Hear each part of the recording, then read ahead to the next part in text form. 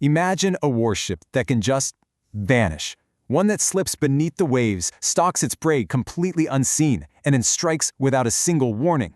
Well, that's the story of the submarine, the invisible weapon that completely changed the rules of war at sea forever. You know, the crazy thing is, this idea is centuries old. I mean, check this out. Way back in 1648, a guy named Bishop John Wilkins pretty much laid out the entire playbook. He imagined a vessel that could travel invisibly, totally safe from storms, and could, in his words, undermine an enemy navy and blow it up from below. The strategic advantage was obvious even then. Okay, so the dream was there. But how do you actually turn that dream into a real lethal machine? Well, let me tell you, it was a long, dangerous, and pretty fascinating journey of trial and, well, a lot of error.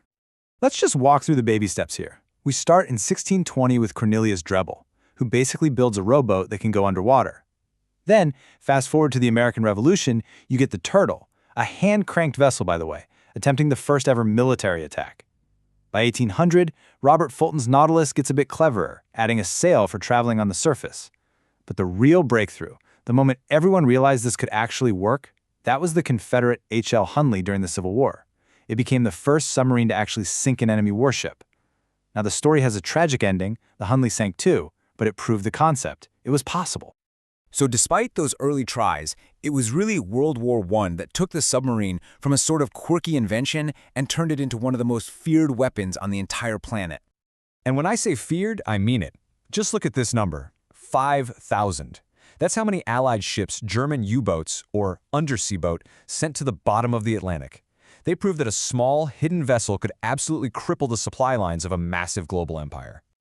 And here's the thing, this wasn't just about military targets. The Germans had this strategy of unrestricted submarine warfare, which basically meant anything in the water was fair game.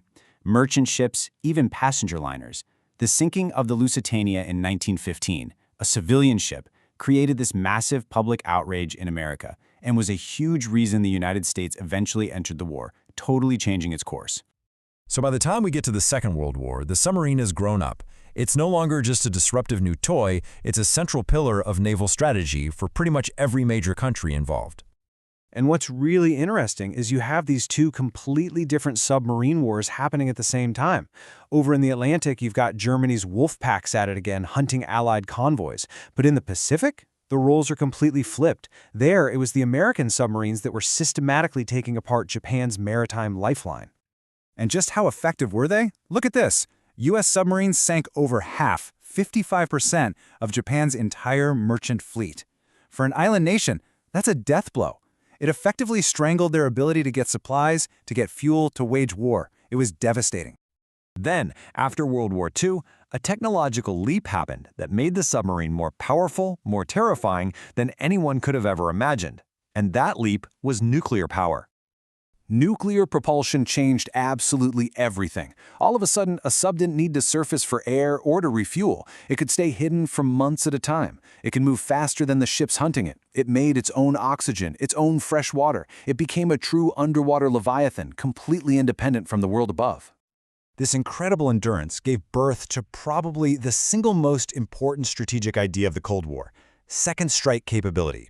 What that means is, no matter how bad an enemy's first nuclear attack is, you'll still have a hidden weapon somewhere that can launch a catastrophic strike back. And where's the best place to hide that ultimate insurance policy? Well, in a nuclear-powered submarine, of course. These ballistic missile subs, or SSBNs, just lurking out there in the ocean depths, became the ultimate guarantors of a nation's survival, ensuring what we came to know as mutual assured destruction. And that brings us right up to today. The submarine hasn't faded away at all. In fact, it's still a critical strategic asset, sitting right at the heart of a new great power competition. And nowhere is this rivalry hotter than in the contested waters of the South China Sea. This isn't just some random patch of ocean. It's a vital artery for global trade. We're talking over $3 trillion in shipping passes through there every year.